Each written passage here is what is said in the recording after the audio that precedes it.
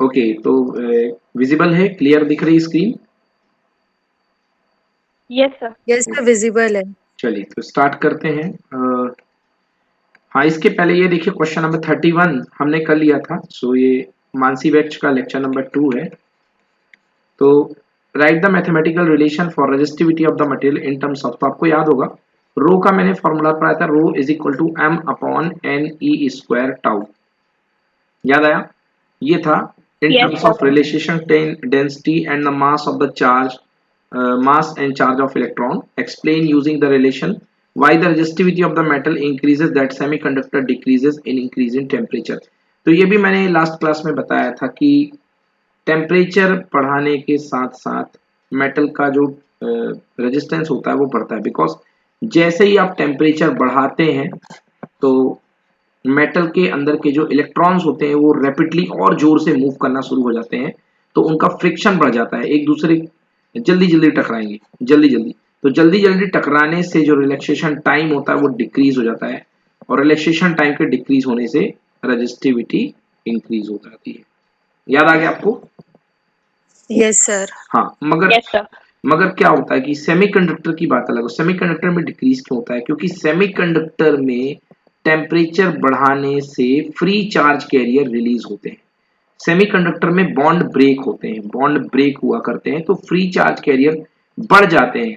उल्टे मतलब जो इलेक्ट्रॉन के नंबर्स होते हैं ना वो बढ़ जाते हैं।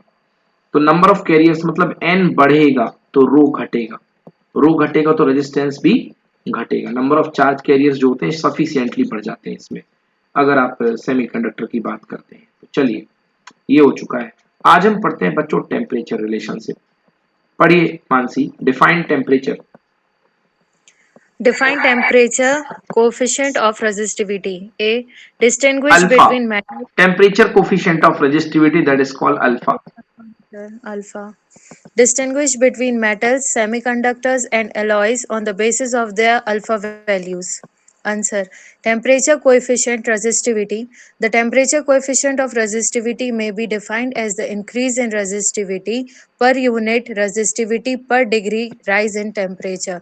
It is given by alpha is equals to rho minus rho naught upon rho naught into T minus T naught is equals to 1 upon rho naught D into rho by D T. d rho by dt. हाँ, तो आप Yes, sir. इसको याद कर सकते हैं, या इसका बेस्ट रिलेशन मैं आपको बता देता हूँ। इसका बेस्ट रिलेशन है resistivity at any temperature T। अगर आप स्मॉल टी ले रहे हैं मतलब डिग्री सेंटीग्रेड और कैपिटल टी मतलब केल्विन, तो resistivity at any temperature T is equal to rho naught मतलब resistivity at 0 degree centigrade bracket में 1 plus alpha change in temperature, final temperature T और इनिशियल टेम्परेचर कितना T नॉट। ठीक है ना? बस थोड़ा सा इसको ओपन करने की जरूरत है, तो ओपन कर लीजिए। Rho T equals to rho naught का मल्टीप्लाई 1 के साथ हो जाएगा rho naught plus rho naught times of alpha T minus T naught. Okay, तो rho T minus rho naught, rho at temperature T minus rho naught is equals to क्या आएगा? Rho naught alpha T minus T naught. तो अगर आप alpha को रोक लेंगे तो ये और ये नीचे पहुंच जाएंगे, तो अल्फा की रिलेशनशिप क्या आ गई? Is equal to it can be written as rho at temperature T minus rho at temperature 0 that and divided by rho naught into T minus T naught equals to alpha। Clear है मानसी? बोलो। Yes, sir. Clear ये है. चीज जो लिखी हुई है यहाँ पे मैंने लिख दी है ना, और Yes, आप sir. जो है इस ये मेन फॉर्मूला, ये है मेन फॉर्मूला, ये हुआ करता है। यस, मेन फॉर्मूला ये हुआ करता है। हाँ, आप इसको चाहें तो आप इसको लिख सकते हैं क्या? चेंज इन टेम्परेचर और चेंज इन रेजिस्टिविटी।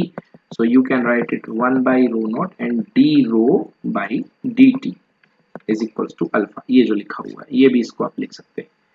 ओके, तो ये रेजिस्टिविटी का मेन फॉर्मूला है। पढ़िए, where rho naught, Where rho naught is the resistivity at a lower reference temperature T naught, usually 20 degrees Celsius, as R is equals to rho 1 by 1 sorry L L by. upon A, that is R is directly proportional to rho.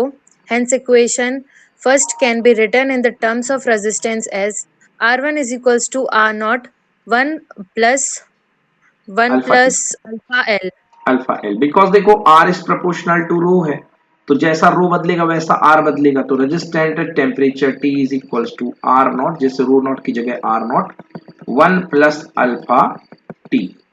Okay, 1 Yes, plus sir. Alpha T. ये okay इसको sir. आप ऐसा भी लिख सकते हो कि R at T equal to R not, है ना, 1 plus alpha, change in temperature, final temperature T, initial temperature 0, तो चेंज जो आएगा वो टी ही आएगा। where RT is the resistance at T degree centigrade, R0 is the resistance at 0 degree centigrade, T is the rise in temperature and unit of alpha is equal to per degree centigrade। ये पहली unit बताई जा चुकी है temperature coefficient of resistance की। पढ़िए for metal, For metals, alpha is positive, that is, resistance of metals increases with the increase in temperature. For semiconductors, germanium and silicon, and insulators, alpha is negative, that is, their resistance decreases with the increase in temperature. For alloys like constantan and manganese, the temperature coefficient of resistance alpha is very small, so they are used for making standard resistors. Exactly तो बेटा ये जो आपके मैग्नीन and constantan wire होते हैं, इनका use जो होता है वो स्टैंडर्ड रेजिस्टेंस बनाने में किया जाता है, बिकॉज इनका अल्फा बहुत कम हुआ करता है, अल्फा इज वेरी स्मॉल। और अल्फा के स्मॉल होने से फायदा ये होगा बेटा कि अगर अल्फा आपका छोटा है तो आपका टेम्परेचर के साथ रेजिस्टेंस वेरी नहीं होगा, बहुत ज्यादा वेरी नहीं होगा, बहुत कम वेरी होगा। इसलिए जितने भी इंस्ट्रूमेंट होते हैं आपके इलेक्ट्रिकल एक्सपेरिमेंट वाले, ये मैग्नीन या कॉन्स्टेंटन के बनाए जाते हैं। So alpha is very small. बेटा यहाँ तक कुछ पूछना है, इसमें कोई डाउट है क्या? No, सर ये sir. सेमीकंडक्टर्स वाला पार्ट एक बार बताइए। ओके बेटा, सेमीकंडक्टर वाला पार्ट बता देता हूँ। देखिए गुड क्वेश्चन। देखिए आपके पास जो सेमीकंडक्टर वाला पार्ट है उसमें R naught equal to R naught 1 plus alpha T. बेटा सेमीकंडक्टर का अल्फा निगेटिव हुआ करता है, निगेटिव। अब अगर आप यहाँ पे नेगेटिव रख करके टेम्परेचर को जितना भी बढ़ाओगे श्रुति, तो ये टर्म माइनस में जाएगा कि प्लस में जाएगा? Sir, minus में. माइनस में माइनस में जाएगा। सर। तो ऊपर मतलब ये घटना शुरू हो जाएगा कि बढ़ना शुरू हो जाएगा? सर घटना। घटेगा तो फाइनल टेम्परेचर, फाइनल रेजिस्टेंस कम होना शुरू हो जाएगा कि ज्यादा होना शुरू हो जाएगा? कम होगा सर। तो जितना ज्यादा टेम्परेचर बढ़ाओगे सेमीकंडक्टर का रेजिस्टेंस उतना कम होगा। समझ में आया? Yes, sir. क्योंकि इनका यस सर। अल्फा नेगेटिव होता है। सिलिकॉन, जर्मेनियम वगैरह जो ये हैं, है ना, ये जो होते हैं and other insulators, specially carbon भी है इसमें, कार्बन का भी एग्जांपल है, इनका अल्फा नेगेटिव होता है। इसलिए अगर इनके आप टेम्परेचर बढ़ाते हो तो इनका रेजिस्टेंस कम होता है बढ़ने के बजाय।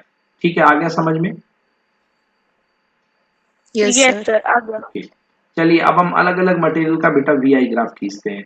आज तक आप केवल किन का वीआई ग्राफ जानते रहे बच्चों? ओमिक कंडक्टर का ये ग्राफ जानते रहे, वी प्रोपोर्शनल टू आई। अब हम कुछ material, it is just for reference, not बहुत इंपॉर्टेंट नहीं है, हाँ थोड़ी थोड़ी चीजें, जैसे सेमीकंडक्टर में नेगेटिव रेजिस्टेंस रीजन आएगा, अभी दिखाऊंगा मैं आपको गैलियम आर्सेनाइड में, तो वो थोड़ा कहीं पर याद रखना पड़ सकता है आपको हल्का सा। चलो पढ़ो बेटा, sketch the graph. Sketch graphs showing the variation of resistivity of following materials with temperature. First copper, second nichrome, third carbon or semiconductor. Answer.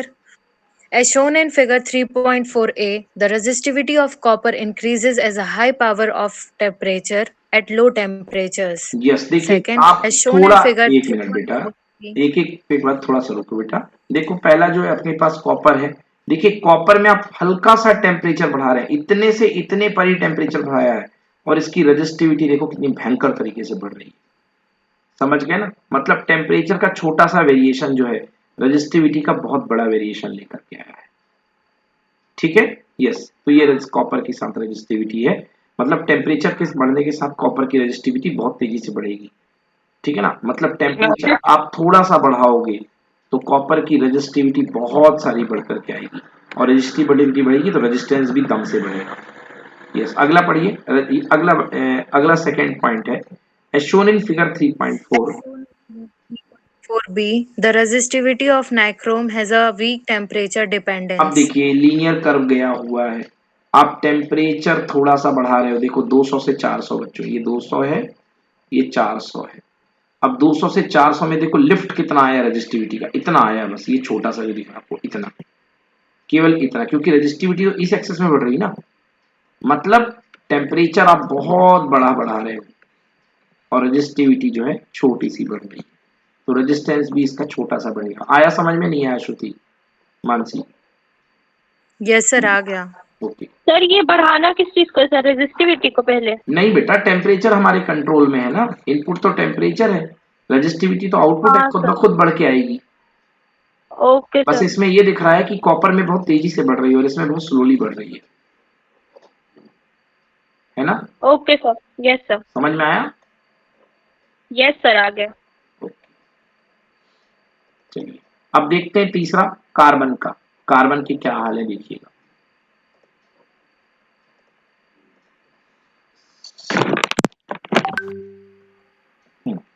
पढ़िए, as shown in figure 3.5. As shown in figure 3.5, the resistivity of carbon or semiconductor decreases exponentially with temperature. That is, alpha is negative for carbon and semiconductors. Yes, carbon और semiconductor के लिए alpha negative होता है बेटा। देखो temperature बढ़ रहा है तो रेजिस्टिविटी कम हो रही है जैसे जैसे टेम्परेचर जा रहा है आगे। यस और नो? Yes, sir. चलिए अब अगला क्वेश्चन पढ़िए 34। Why alloys like Constantan or manganese are used for making standard resistors? Answer: use of alloys like Constantan or manganese in making standard resistance coil. This cause of the following reasons. This is because of the following reasons. First, these alloys have high value of resistivity. Second, they have very small temperature coefficient, so their resistance does not change appreciably even for several degrees rise of temperature. Third, they are at least affected by atmospheric conditions like air, moisture, etc. Fourth, the contact potential with copper is small. Yes, their contact potential with copper small. ये थोड़ी सी high level की चीज है, इतना इसको focus मत करो। Contact potential अपने सिलेबस के बाहर की बात है।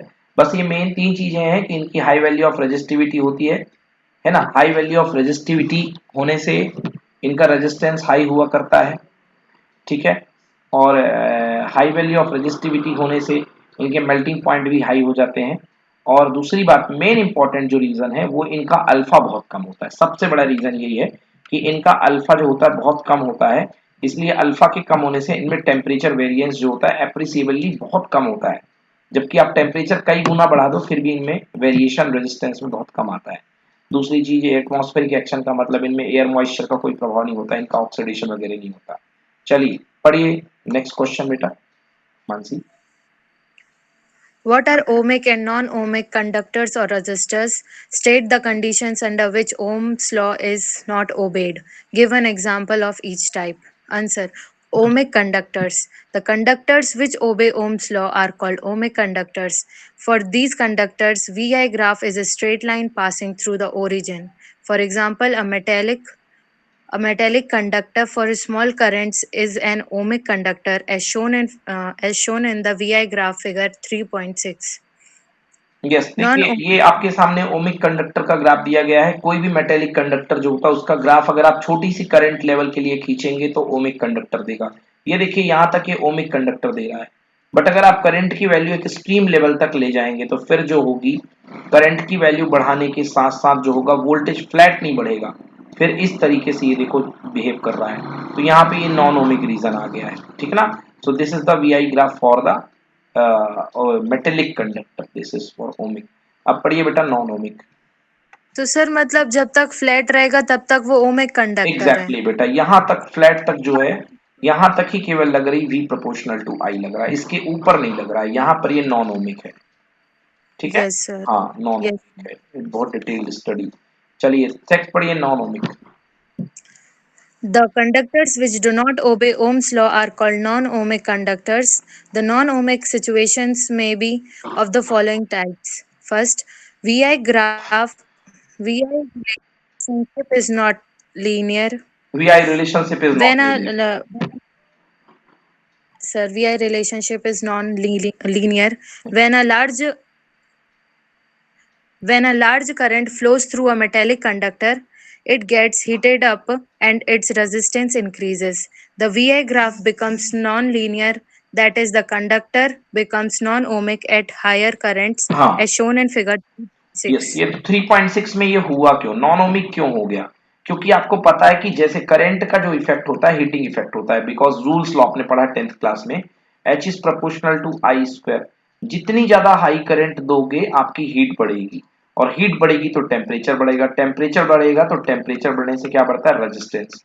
और रेजिस्टेंस जब वेरी होता है तो ये ग्राफ जो होता है अपनी लीनियरिटी खो बैठता है, मतलब जाना था सीधे, बट टेम्परेचर के कारण अपनी लीनियरिटी खो बैठेगा, वो ऐसे हो जाएगा। आ गया समझ में इसका रीजन?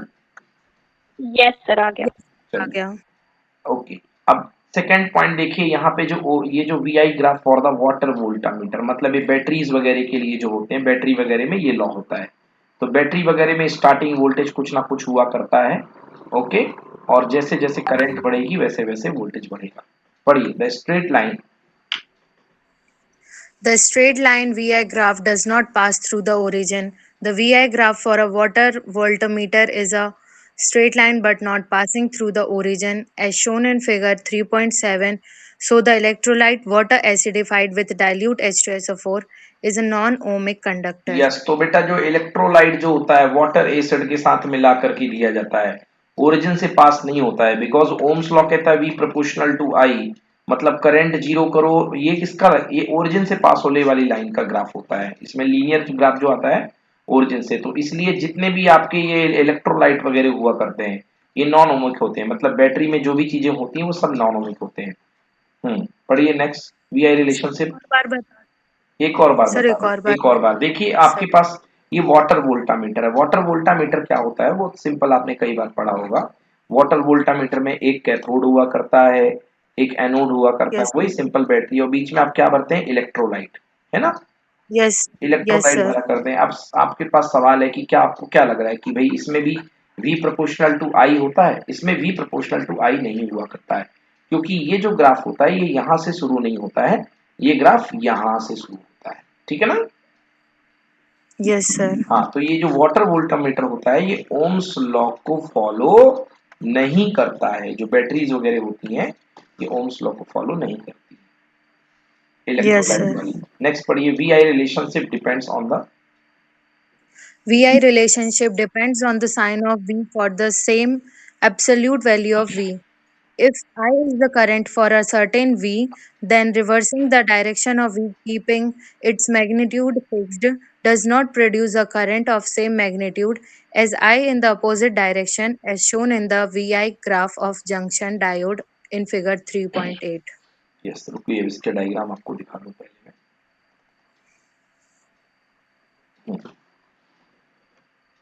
ये देखिए, हाँ, ये जंक्शन डायोड की वी आई रिलेशनशिप है, जंक्शन डायोड की वी आई रिलेशनशिप है। इसके बारे में क्या कहा जा रहा है, VI relationship depends on the sign of V for the same absolute of V.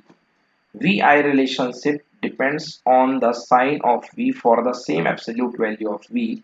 If I is the current for a certain V, then reversing the direction of V keeping its magnitude fixed does not produce the current of the same magnitude I in the opposite direction as shown in VI graph for the junction diode. बेटा इनका ये कहना है यहाँ पे कि, देखिए diagram में देखेंगे, इनका ये कहना है कि आप इस तरफ ये जो ग्राफ देख रहे हो, पॉजिटिव वोल्टेज के लिए पॉजिटिव करंट आ रही है। अगर आप वोल्टेज पॉजिटिव लगा रहे हो तो डायोड में आपके पास पॉजिटिव करंट आ रही है, बट अगर आप इसको जस्ट निगेटिव करते हो तो ये इसी तरीके से नहीं जा रही है, मतलब इसका उल्टा क्या होना था, ये इधर ऐसे जाए और ये इधर ऐसे जाए। तो ये जो डायोड में आपको मिलता है ग्राफ, ये क्या है, नॉन ओमिक है। अब डायोड क्या होता है, जब मैं इलेक्ट्रॉनिक्स पढ़ाऊंगा तब आपको समझाऊंगा। ये डायोड की वीआई कैरेक्टरिस्टिक्स है। एक इलेक्ट्रॉनिक एलिमेंट होता है जिसको बोलते हैं डायोड या पीएन डायोड या पीएन जंक्शन डायोड, ठीक है। Yes, sir. VI relationship is non-unique. Figure 3.9 shows VI graph for the semiconductor gallium arsenide. It exhibits non-linear behavior, that is one more than value of V for the same current I. ये देखिए जी, non linear graph दिख रहा है आपको, more than value of I for same, more than one more value of V for same current I. एक current fix I के लिए यहाँ पर आपको तीन। नॉन लीनियर का मतलब क्या होता है, ये देखिए जो ग्राफ जा रहा है ये किसका ग्राफ है, ये बेटा एक मटेरियल होता है जिसको मिला के गैलियम और आर्सेनिक को मिला के बनाया जाता है, जिसको बोलते हैं गैलियम आर्सेनाइड। इसका इस्तेमाल होता है चिप बनाने में, जो आपके मेमोरी कार्ड वगैरह होते हैं इसमें चिप बनाने में इसका इस्तेमाल हुआ करता है। तो ये देखिए इसमें सबसे पहले जो इसका जो V के साथ I होता है बढ़ रहा है, मतलब इसका रेजिस्टेंस बढ़ रहा है बढ़ रहा है बढ़ रहा है बढ़ रहा है। इसके बाद यहाँ तक देखो ओमिक लेवल से बढ़ा, मतलब V प्रोपोर्शनल टू I से बढ़ा है। देन इसके बाद देखो ये नॉन लीनियर रीजन, मतलब पैराबोलिक टाइप का शेप हो गया है। इसके बाद ये निगेटिव रेजिस्टेंस रीजन है। क्यों है निगेटिव रेजिस्टेंस रीजन? क्योंकि वोल्टेज बढ़ा रहे हो और करंट कम हो रही है, तो ये नेगेटिव रेजिस्टेंस रीजन है। इसके बाद फिर ये ऐसा हो जाएगा। तो ये किसका ग्राफ है? यानी गैलियम आर्सेनाइड का ग्राफ है। चलिए पढ़िए V I relationship. VI relationship in non-unique is is non non-unique. Figure 3.9 shows the VI graph for the semiconductor gallium arsenide. It exhibits non-linear behavior, that is, there is more than one value of V for the same current I. हाँ, same current I के लिए कई सारी we की value. देखो श्रुति, ये मान लो एक फिक्स करंट मान लो, ये देखो ये फिक्स करंट मान लो। Yes, sir. अब इसके कॉरस्पॉन्डिंग देखो वोल्टेज की पहली वैल्यू कहाँ पे निकल रही है बेटा? इसके कॉरस्पॉन्डिंग वोल्टेज की पहली वैल्यू ये है, बोलो yes. Yes, sir. Second Yes, इसके sir. कॉरस्पॉन्डिंग वोल्टेज की वैल्यू ये है, और फिर थर्ड Yes, यहाँ sir. पे भी काटेगा तो तीन, मतलब एक ही करंट के लिए तीन चार वोल्टेज आपको मिल रहे हैं। तो ऐसी चीज को बोलते हैं अपन नॉन लीनियर। क्या बोलेंगे ऐसी चीज को? Non Non-linear. Non linear. तो ओम्स लॉ फॉलो होगा नहीं। तो बेटा ये नॉट इम्पोर्टेंट, जो मैंने ये पढ़ाया this is not very much important, बहुत कम आया है। चलिए अब आगे पढ़ते हैं, पढ़ो बेटा 36। Draw VI graph for ohmic and non-ohmic materials. Give one example for each. Refer answer to the above question. Okay, पढ़ चुका हम लोगों ने ओमिक और नॉन ओमिक। नेक्स्ट पढ़िए। What do you mean by equivalent resistance of combination of resistances? Equivalent resistance of a combination of resistances. It is a combination of two or more resistances in any electric circuits that can be replaced by a single resistance such that there is no change in the current in the circuit and in the potential difference between the terminals of the combination. Then the single resistance is called the equivalent resistance of the combination. Yes, equivalent resistance मतलब आपके पास बहुत बड़ा network है, उसमें कई सारे resistance जुड़े हुए हैं, आप उनको हटा करके एक ऐसा रेजिस्टेंस लगा दो पूरे ये जितना जुड़ा हुआ है जंजाल की जगह, कि एक रेजिस्टेंस जो है ठीक उतनी ही करंट ड्रॉ करे जितनी सर्किट ड्रॉ कर रहा था, और ठीक उतना ही वोल्टेज ले जो सर्किट दे रहा था। मतलब सर्किट के वोल्टेज और सर्किट के करंट में कोई फर्क ना आए, तो लगाया गया वो रेजिस्टेंस इक्विवेलेंट रेजिस्टेंस कहलाता है। चलिए जैसे यहाँ पे मान लीजिए R1 R2 R3 लगे हैं, इन तीनों की जगह मैं एक इक्विवेलेंट रेजिस्टेंस लगा देता हूँ, जो कितनी करंट लेगा? पहले I जा रही थी तो अभी भी I लेगा। पहले वोल्टेज कितना था V, तो अभी भी वोल्टेज कितना लेगा? V। तो ओम्स लॉ लगेगा, इसमें बनेगा V इक्वल्स टू RI। पढ़िए three resistance. Three resistance R1, R2, and R3 are connected in series. Find the equivalent resistance. Resistance in series. Figure 3.10 shows the resistances R1, R2, and R3 connected in series. When a potential difference V is applied across the combination, the same current I flows through each resistance. By Ohm's law, the potential drops across the three resistance are V1 is equals to IR1, V2 is equals to IR2, V3 is equals to IR3. If R3 is the equivalent no, resistance of R series. If RS मतलब R series is the equivalent resistance, मतलब इन तीनों की जगह पे आप एक resistance को रिप्लेस कर सकते हो, that is called R series. तो क्या हो जाएगा? yes, जो टोटल वोल्टेज जाएगा इसके अक्रॉस, मतलब V के अक्रॉस जो टोटल वोल्टेज गिरेगा, that time V equal to क्या होगा? I इंटू R सीरीज, क्योंकि इन सब की जगह RS लग गया। तो V equal to V1 plus V2 plus V3, और V कितना है? IRS, IR1 plus yes, IR2 plus I से I कैंसिल, ये आ गया। पढ़ दीजिए। V is equals to IRS, but V is equals to V1 plus V2 plus V3, or IRS is equals to IR1 plus IR2 plus IR3, or RS is equals to R1 plus R2 plus R3. Thus, when a number of resistances are connected in series, the equivalent resistance is equal to sum of individual resistances. Yes, next. Three resistances R1, R2, and R3 are connected in parallel. Find the equivalent resistance of parallel combination. Answer.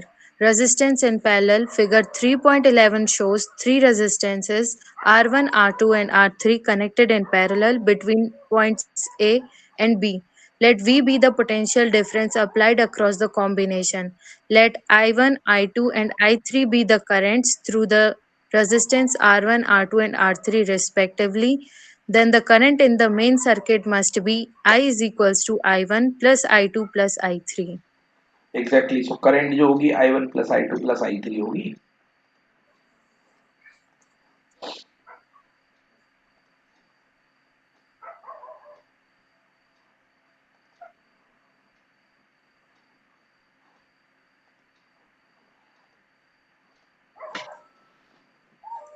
Yes, next पढ़िए. Since all the resistances have been connected between the same 2 points A and B, therefore potential drop V is same across each of them. By Ohm's law, the currents through the individual resistance will be I1 is I1 is equals to V upon R1, I2 is equals to V upon R2, and I3 is equals to V upon R3. If Rp is the equivalent resistance of parallel combination, then we must have I is equals to V upon Rp. I is equals to I1 plus I2 plus I3. V upon Rp is equals to V upon R1 plus V upon R2 plus V upon R3. 1 upon Rp is equals to 1 upon R1 plus 1 upon R2 plus 1 upon R3.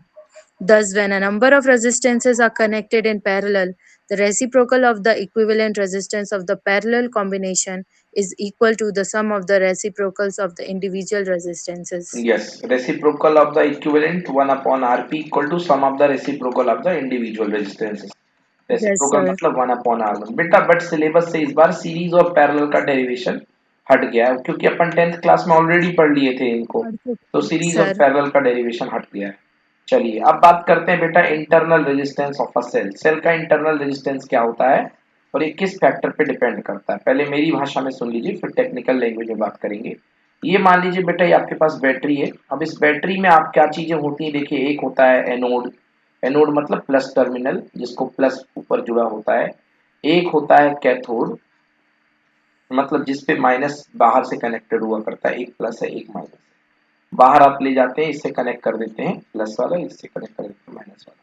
जैसे plus और minus होता है, इसके अंदर electrolyte मान लो HCl है, तो H plus और Cl माइनस. तो माइनस वाले इधर चलेंगे और प्लस वाले बैक साइड चलेंगे. प्लस वाले माइनस की तरफ चलते हैं, इसलिए इसको बोलते हैं कैटायन. ठीक है ना, जो माइनस की तरफ चलते हैं. और नेगेटिव आयन को बोलते हैं अपन एनायन, वो प्लस की तरफ चला करते हैं. अब होता क्या है बच्चों कि जब ये चलते हैं तो ये इलेक्ट्रोलाइट का जो मटेरियल है, इलेक्ट्रोलाइट का जो लिक्विड है, ये इनको आसान से पेनिट्रेट करने नहीं देता है. बिल्कुल इनकी हालत ऐसी हो जाती है जैसे कि कोई शक्कर के स्विमिंग पूल में किसी आप डाइवर को तैरा दो कि जा बेटा इधर से पहुंच के दिखा. तो गाढ़ा इलेक्ट्रोलाइट जो होता है इनको रोकता है, जाने नहीं देता है. तो गाढ़े इलेक्ट्रोलाइट के द्वारा इन पर जो ऑफर किया गया रेजिस्टेंस होता है, जो आयंस को मूव नहीं करने देता है, उस रेजिस्टेंस को बोलते हैं अपन बैटरी का इंटरनल रेजिस्टेंस. क्लियर हुआ? Yes, sir. Clear. पढ़िए. सर क्या प्रेजेंट होता है सर अंदर आयंस? यस बेटा, बहुत सारे आयंस होते हैं ना. अब आयंस Yes, sir. आयंस के अलावा देखो क्या होता है कि आयंस के अलावा देखो आयंस के अलावा वो मटेरियल खुद हुआ करता है. इलेक्ट्रोलाइट में केवल आयन बस तो होंगे नहीं, जैसे वाटर भी होगा, H2O भी होगा, और सारी चीजें होंगी, तो उसको चलने नहीं देते हैं. पढ़िए. The resistance Okay, offered by. The resistance offered. नहीं सर, कहाँ पे है? हाँ यही तो है ना, internal resistance. Light of a cell to the flow of current between its electrolytes is called internal resistance of the cell. Factors on which internal resistance of a cell depends. First, nature of the electrolyte. Second, it is directly proportional to the concentration of the electrolyte. Yes, Third, देखो जितना ज्यादा concentration, जितना ज्यादा गाढ़ा electrolyte होगा, बेचारे को उतनी मेहनत करनी पड़ेगी और उतना ज्यादा इसका रेजिस्टेंस ज्यादा होगा. इंटरनल रेजिस्टेंस को शो करते हैं आर इंटरनल से, या इसको स्मॉल आर भी बोलते हैं. थर्ड पढ़िए. it is directly proportional to the distance between the two electrodes. It varies inversely. Hmm. as common varies. area it varies inversely as common area of the electrodes immersed in the electrolyte, है ना। अगर आपका जो common area है electrodes immerse in the electrolyte varies inversely, मतलब common area जितना कम होगा electrode का, इलेक्ट्रोड जितने छोटे होंगे उतना ज्यादा इंटरनल रेजिस्टेंस ज्यादा होगा। सही बात है। इलेक्ट्रोड अगर बड़े बड़े होंगे तो बेचारे कहीं से भी आके घुस जाएंगे इलेक्ट्रोड के भीतर, तो रेजिस्टेंस कम फील होगा। बट इलेक्ट्रोड छोटे हैं तो यहाँ आने के बाद फिर इनको ज्यादा चलना पड़ेगा, तो दिक्कत होगी। नेक्स्ट पढ़ो। It increases with the decrease in temperature of the electrolyte. हाँ, अगर आप टेम्परेचर इंक्रीज करोगे तो इलेक्ट्रोलाइट का रेजिस्टेंस जो होगा कम हो जाएगा। टेम्परेचर इंक्रीज करने पर आयन जो होंगे इजीली मूव करने लग जाएंगे, तो रेजिस्टेंस कम हो जाएगा। चलिए पढ़िए। Define. Define terminal potential difference of a cell. Sir yes बेटा। सर टेम्परेचर बढ़ाने पे तो सर वो रेजिस्टेंस बढ़ जाएगा ना सर? ये इलेक्ट्रोलाइट है बेटा, देखो आयंस होते हैं इसके अंदर, आयन से बोलो हाँ। हाँ सर। अगर आप जैसे ही इसको गर्म करोगे तो आयंस एनर्जाइज होंगे कि आलसी हो जाएंगे, बताओ। सर एनर्जाइज हो जाएंगे। एनर्जाइज हो जाएंगे तो इलेक्ट्रोलाइट गाढ़ा भी होगा तो फोड़ करके उसको निकलेंगे कि नहीं निकलेंगे? हाँ सर निकलेंगे। तो रेजिस्टेंस क्या हो गया? कम हो गया ना। अच्छा इनको ओके एनर्जी सर। मिल गई, समझ में है ना। Yes sir. चलो अगला क्वेश्चन बेटा, श्योर फॉर एग्जाम VVIMP, बहुत बार आता है एग्जाम में। ये देखिए लगे हुए हैं, सन दिख जाए मतलब इंपॉर्टेंट। पढ़िए। Define. Define terminal potential difference of a cell when a battery of EMF E and internal resistance R is connected to a resistance R. A current I flows through it. Derive the relation between E, I, small r and capital R. तो sir ये तीनों पढ़ू questions. हाँ तीनों पढ़िए, कुछ भी आ सकता है। What is internal resistance of a cell? Derive an expression for it. Define internal resistance of a cell. Prove that R is equals to E by V minus 1 into capital R, where capital R is the external resistance used. चलिए तो हमको इसमें क्या करना है, हमको बेटा इसमें स्मॉल r यानी इंटरनल रेजिस्टेंस को डिराइव करना है, और ये होगा कितना E यानी EMF of the cell, V मतलब potential difference across the cell, -1 multiplied by R। पिछली क्लास में मैंने खूब बढ़िया डिटेल बताई थी मानसी आपको कि EMF में और एक्सटर्नल पोटेंशियल डिफरेंस में क्या फर्क हुआ करता है, या बताया था कि EMF जो होता है वो ओपन सर्किट में विजुअलाइज होता है और पोटेंशियल डिफरेंस क्लोज सर्किट में। चलिए पढ़िए आंसर। Circuit में. For definition of internal resistance, refer answer to the above question. Terminal potential difference. The potential drop across the terminals of a cell when a current is being drawn from it. It is called its terminal potential difference V. Relation between R, E and V. Consider a cell of EMF E and internal resistance small r connected to an external resistance capital R as shown in figure 3.12. हाँ भाई Suppose पहले figure देख लो, पहले figure देख लो उसके बाद आगे बढ़ते हैं। पहले फिगर देख लो भाई, उसके बाद अपन आगे बढ़ेंगे। हाँ ये देखिए आपके पास में एक सेल है, ये सेल लगा हुआ है। ये सेल लगा हुआ है, सेल की पॉजिटिव बैटरी है ये, प्लस ये नेगेटिव बैटरी है, और इसके साथ में इंटरनल रेजिस्टेंस हुआ करता है सेल का, और ये पूरा मिला करके ये जो कहलाता है ये सेल कहलाता है। अपने आप में इंटरनल रेजिस्टेंस भी होता है, तो ये सेल कहलाता है। ठीक है ना। अगर ये इसमें से कोई करंट नहीं जाएगी तो ये रेजिस्टेंस कोई काम का नहीं रहेगा। तो अगर करंट बराबर 0 रहेगी तो टर्मिनल क्या मिलेगा आपको, टर्मिनल के अक्रॉस क्या मिलेगा आपको, वोल्टेज के फॉर्म में EMF ही मिलेगा, क्योंकि ये Yes. कोई काम नहीं कर रहा है। बट यदि आपकी करंट पास होगी तो टर्मिनल के अक्रॉस आपको EMF एग्जैक्टली नहीं मिलेगा, क्योंकि EMF में से खुद थोड़ा सा ड्रॉप हो जाएगा। तो क्या मिलेगा आपको, E minus I small r मिलेगा। यस और no? Yes sir. E minus I small r। Mansi देखो इसका वोल्टेज कितना है बेटा E, और यहाँ से करंट आ रही है तो खुद सेल भी तो ड्रॉप करेगा ना बेटा थोड़ा सा। कितना ड्रॉप करेगा, internal voltage equal to I into R। Yes sir. तो बाहर के कितना मिलेगा, टोटल कितना था E में से कितना खप गया, IR खप गया। Yes, तो sir. बचा कितना एक्सटर्नल वोल्टेज V, बोलो हाँ। Yes, sir. ओके, तो अपन के पास V बचा, ठीक है ना। और कैपिटल V जो बाहर गिर रहा है रेजिस्टेंस, उसको हम एक का नाम और क्या दे सकते हैं, करंट I है, एक्सटर्नल रेजिस्टेंस R है, तो कैपिटल V इक्वल टू क्या होगा, IR। I. ठीक है, Yes, sir. ठीक है, capital V is equal to कितना होगा अपने पास IR, ठीक है ना। यस, चलिए इसको करते हैं। पढ़िए अब, relation between Relation between R, E, and V. Consider a cell of EMF E and internal resistance R connected to an external resistance capital R as shown in figure 3.12. Suppose a constant current I flows through this circuit.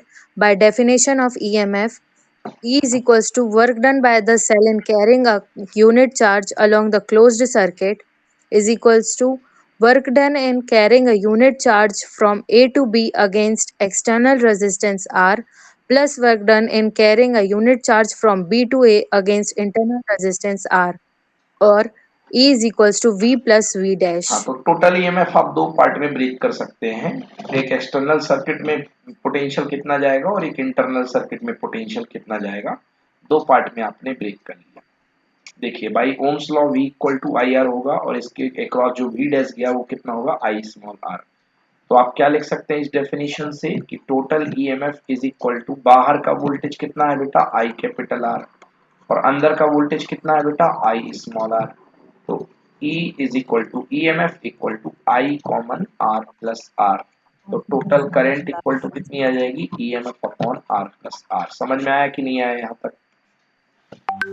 Yes, sir. आ गया. अब देखिए अपन को Yes, sir. Terminal potential difference कैसे दोगे, V equal to I R, I की value आ चुकी है तो आई की वैल्यू पुट कर दो तो आंसर आ जाएगा E upon R plus small r multiplied by R। तो ये बन गया V equal to I R. ठीक है, Yes, sir. ओके। ठीक है सर।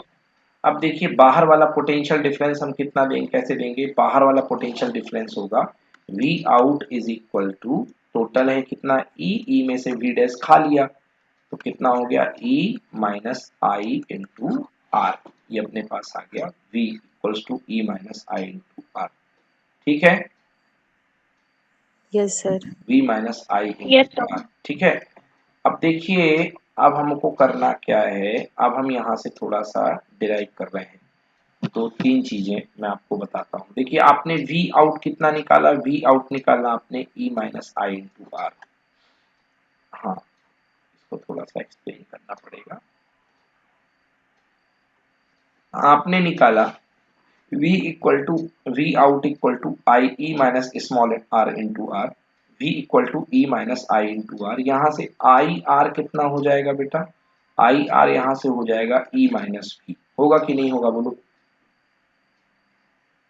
अरे आई आर को यहाँ Yes, ले sir. E माइनस V हो गया और क्या दिक्कत है। Yes, sir. तो I into small r equal to E minus V और अपन ने कैपिटल R इंटू आई क्या पढ़ा है बेटा, कैपिटल V।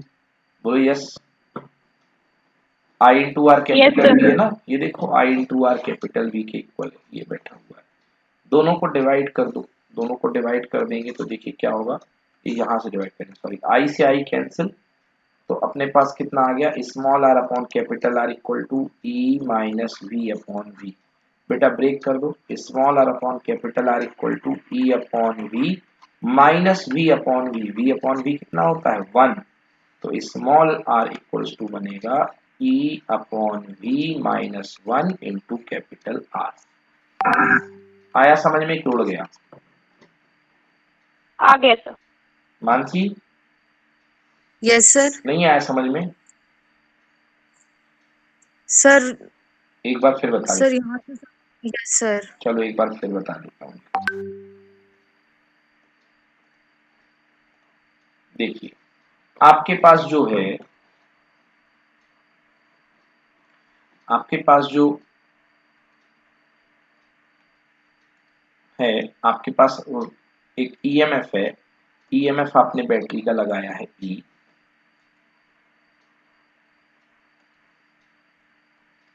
ईएमएफ आपने बैटरी का लगाया है E और बैटरी के साथ में एक छोटा सा रेजिस्टेंस होता है स्मॉल r। और ये बाहर एक लगा हुआ है बल्ब, कुछ भी लगा लो कैपिटल आर। तो ये तो हो गया, इतना पार्ट क्या हो गया बेटा, सेल हो गया, बैटरी हो गई। इसके पास ई है, जैसे ही करंट इसमें से जाएगी तो करंट आई अगर जा रही है तो इसके अक्रॉस जो वोल्टेज ड्रॉप होगा उसको अपन क्या बोलते हैं, वी। तो पहला रिलेशन बन गया V equal to I R. बोलिए यस और नो। Yes, sir. ओके। और दूसरा, Yes, sir. V को आप क्या लिख सकते हैं, आप V को लिख सकते हैं V is equal to output voltage जो इसके अक्रॉस मिल रहा है वो कितना होगा, टोटल ईएमएफ ई में से करंट ऑन अगर कर दोगे तो आई इंटू स्मॉल आर माइनस होगा कि नहीं होगा, Yes, sir. होगा. बिल्कुल होगा। ठीक है ना। अब यहाँ से एक काम करिए, यहाँ से V माइनस, यहाँ से अगर आप देखें तो आई आर को इधर लेकर के आइए तो I small R equal to कितना हो गया, ई माइनस वी हो गया। हुआ कि Yes, नहीं हुआ? sir. हाँ, अब Yes, क्या sir. करिए, सेकेंड में फर्स्ट को डिवाइड कर दीजिए। तो सेकेंड कितना है, सेकेंड है I small R equal to E minus V, और फर्स्ट क्या है, फर्स्ट है I capital R equal to V. Divide कर दो, सॉरी कैपिटल आर, आई से आई क्या हो गया, कैंसिल हो गया ना। तो small R upon capital R equals to हो गया E minus V upon V. तो small R upon capital R equals to E upon V minus V upon V क्या हो गया, वन। तो स्मॉल Yes, sir. आर को रोक लो, capital R को ऊपर जान दीजिए, ये हो गया E upon V minus one into capital R. This is internal resistance. आया आप समझ में। Yes, sir. आ गया. ले लो इसका फोटो, ले लो फटाक से। Yes, notes sir. तो मैं भेजूंगा, ये ग्रुप में मैं नोट्स भेज दिए थे उस दिन, आपने किए थे, मैंने बोला भी था आपको करने को होमवर्क, नोट्स बनाने को, ढूंढ के कर Yes, sir. लीजिएगा। हाँ चलो हो गया, बन गया ना, कोई दिक्कत। Yes, sir. No, sir. चलो तो ये बेटा अपने पास रिलेशन आ गया। तो v डैश इक्वल टू हो गया अपने पास e minus V that is equal to e minus I R. ठीक है ना। तो यहाँ से r की वैल्यू कितनी आ जाएगी, इन लोगों ने इस तरीके से कर दिया, यहाँ से r की वैल्यू जो है e r की वैल्यू जो होगी e minus V upon I, I की वैल्यू भी भाई आपको सॉल्व कर लिया, ये आ गया है। चलो पढ़िए बेटा, when cell is open, special case. Special cases. First, when cell is on open circuit, that is I is equals to 0, we have V open is equals to E. Thus, the potential difference across the terminals of the cell is equals to its EMF when no current is being drawn from the cell. Second, a real cell has always some internal resistance R. So when current is being drawn from cell, we have V is smaller than E. Thus, the potential difference across the terminals of the cell in a closed circuit is always less than its EMF. तो जो terminal potential difference होता है वो हमेशा EMF से कम होता है। चलिए पढ़िए। Two cells of different EMFs and internal resistances are connected in series. Find expressions for the equivalent EMF and equivalent internal resistance of the combination. अब हम सेल का कॉम्बिनेशन करने जा रहे हैं बेटा, कि सेल की कंबाइन है। तो देखिए सेल सीरीज में कनेक्टेड है, पहला सेल ये प्लस है, ये माइनस है, इसके बाद ये प्लस है, ये माइनस है। तो करंट पूरे सर्किट में एक ही होगी, क्योंकि सीरीज में दो करंट नहीं चल सकती है। ठीक ना, सीरीज में दो करंट कभी भी नहीं चल सकती है, इसलिए सीरीज में एक ही करंट जाएगी। मान लिया अपन ने इसकी इक्विवेलेंट हमने माना कि जो हमारा ईएमएफ आएगा ई इक्विवेलेंट है और करंट है आई और रेजिस्टेंस आएगा आर इक्विवेलेंट। पढ़िए cells in series. Cells in series.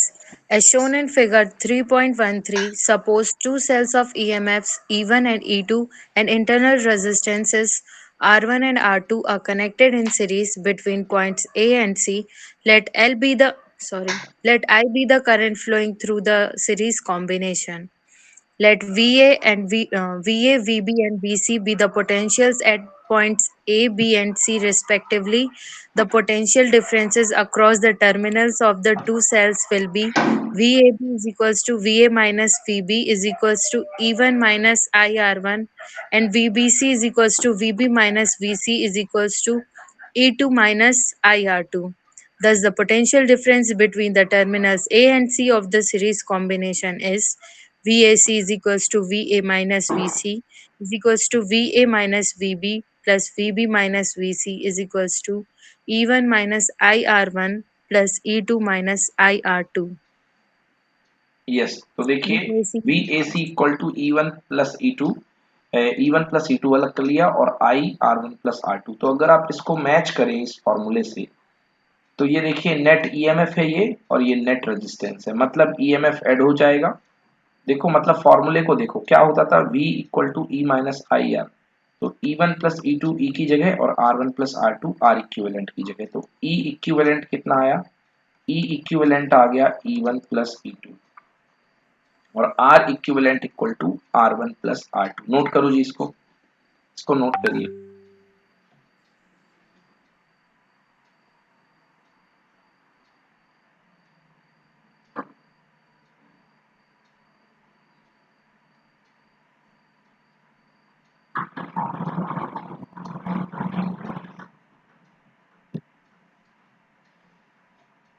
चलिए कर लिए नोट बच्चों, हो गया? Yes, sir. Yes, sir.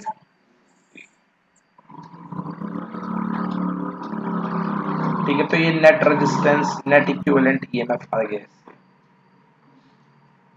And then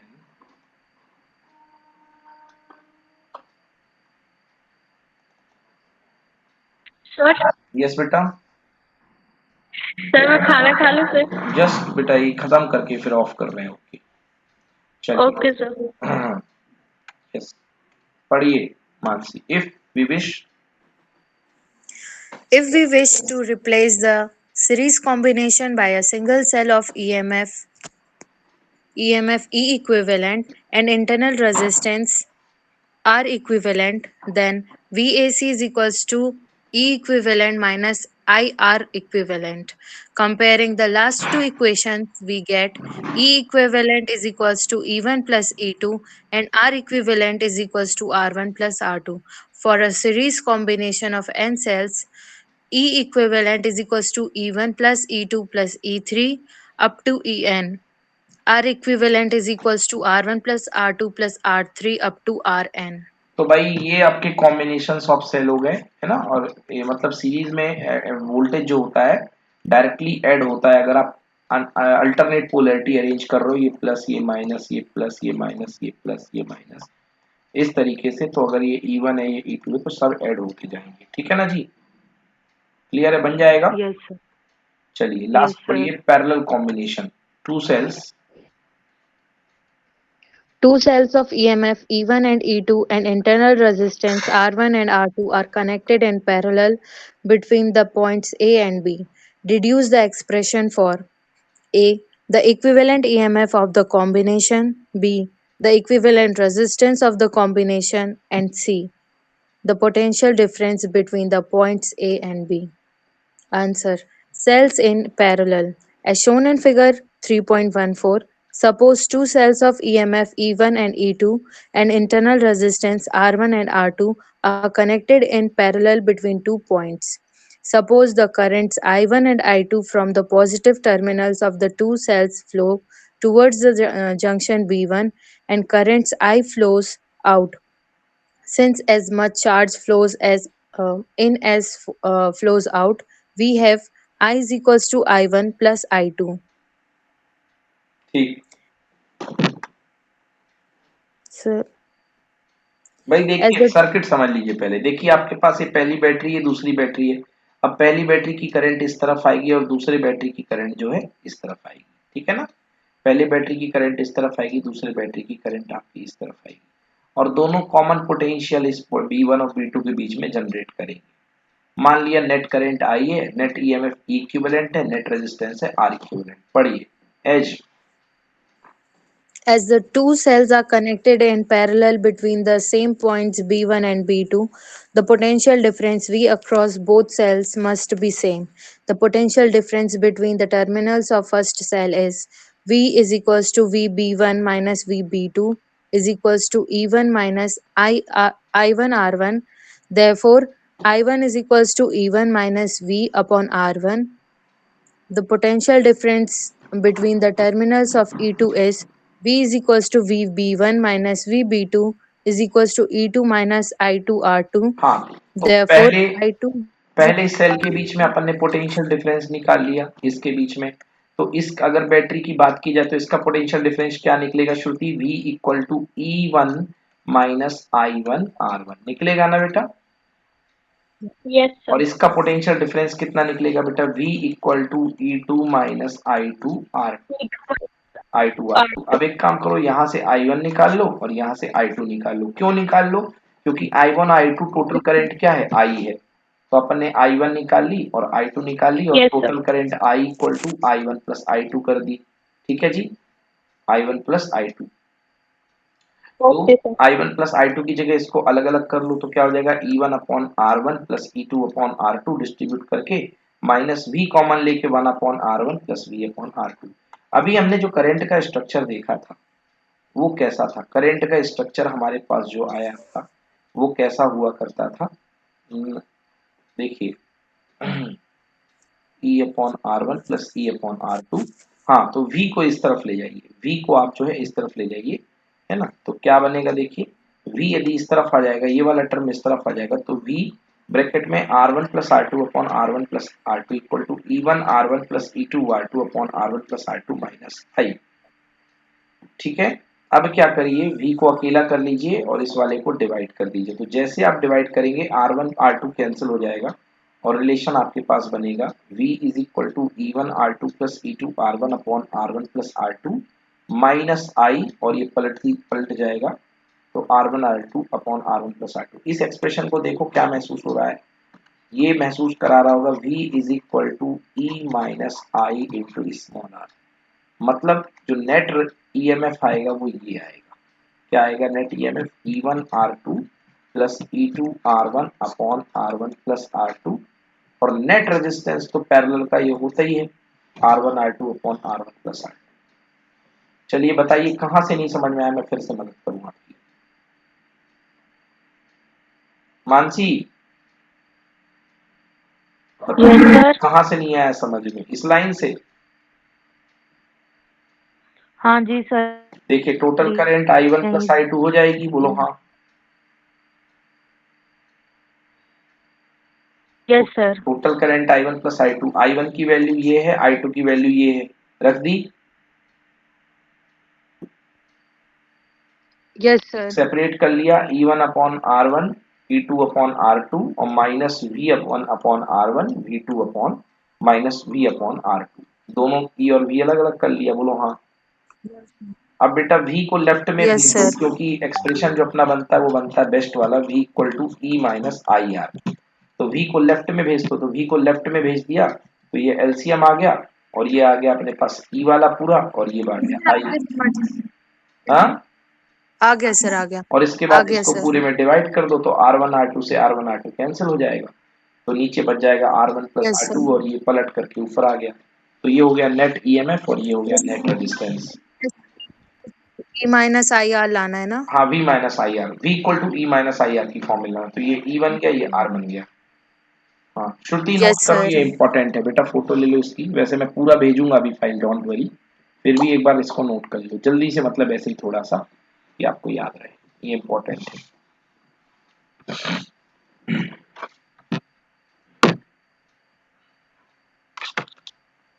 yes sir, done. चलो ठीक है, तो बस आज के लिए इतना ही फिनिश करते हैं और इसको रिवाइज कीजिएगा, ठीक है।